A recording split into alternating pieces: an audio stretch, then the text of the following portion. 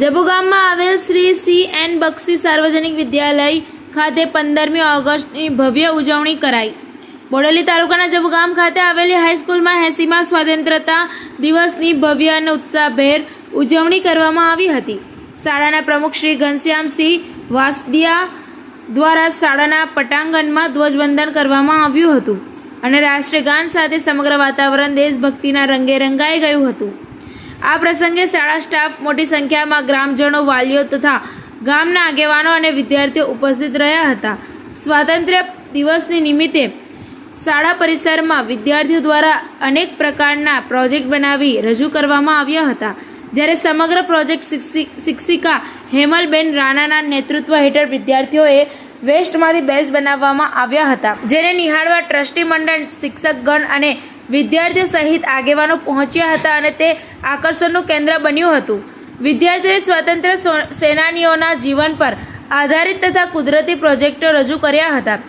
કાર્યક્રમ દરમિયાન શિક્ષકોએ પણ સ્વાતંત્ર્ય દિવસના મહત્વ વિશે માર્ગદર્શન આપ્યું હતું અને બાળકોને દેશપ્રેમ તથા શિસ્તતાના મૂલ્યો અપનાવવા પ્રેરણા આપી હતી। મોટી સંખ્યામાં ગ્રામજનોની ઉપસ્થિતિ વચ્ચે યોજાયેલી આ ઉજવણીથી સમગ્ર શાળા પરિસરમાં ઉત્સવનો માહોલ છવાઈ ગયો હતો। કાર્યક્રમના અંતે મીઠાઈ વિતરણ કરવામાં આવ્યું હતું અને સૌએ એકબીજાને સ્વાતંત્ર્ય દિવસની શુભેચ્છાઓ પાઠવી હતી। ટીવી 18 ન્યૂઝ નેટવર્ક સાથે રિપોર્ટર ઝહીર સૈયદ, બોડેલી, છોટાઉદેપુર। નમસ્કાર, મારું નામ હેમલ રાણા છે। હું શ્રી CN બક્ષી સાર્વજનિક વિદ્યાલયમાં છેલ્લા 16 વર્ષથી અંગ્રેજી વિષય તરીકે ફરજ બજાવું છું। સૌપ્રથમ તો આપ સૌને 80મા સ્વાતંત્ર્ય દિનની ઢેર સારી શુભકામનાઓ।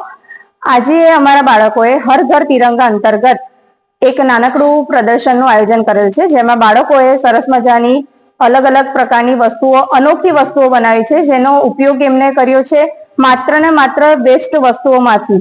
એમને તૂતળી અને વાંસ, આપ જોઈ શકો છો, બરાબર છે, વાંસમાંથી બનાવેલું છે અને સૂતળીનો ઉપયોગ કરેલો છે અને ટોટલ બધી વસ્તુઓનું ભેગું કરીને એમની અદ્ભુત કળાનું પ્રદર્શન કરેલું છે।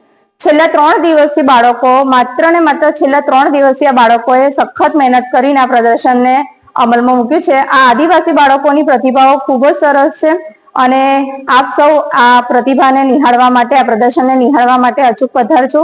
એમની મહેનત અને મારા માર્ગદર્શન હેઠળ આ બાળકો સુંદર મજાની વસ્તુઓ અવનવી બનાવે છે। છેલ્લા 16 વર્ષથી હું બાળકોને અભ્યાસની સાથે સાથે સહ અભ્યાસ પ્રવૃત્તિ તરીકે એમને આ અલગ અલગ પ્રકારની વસ્તુઓ બનાવતા શીખવાડું છું અને બાળકો ખૂબ જ ઉત્સાહથી એ શીખે છે અને નવી શિક્ષણ નીતિ અનુસાર આ બાળકો પોતાનું કૌશલ્યને પ્રદર્શિત કરે એવું મારું એમને ખૂબ જ આશીર્વાદ છે।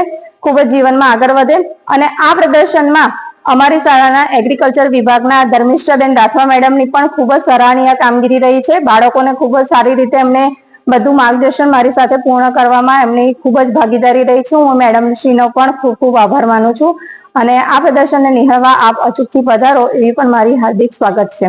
ખૂબ ખૂબ ધન્યવાદ। જય હિન્દ, જય ભારત।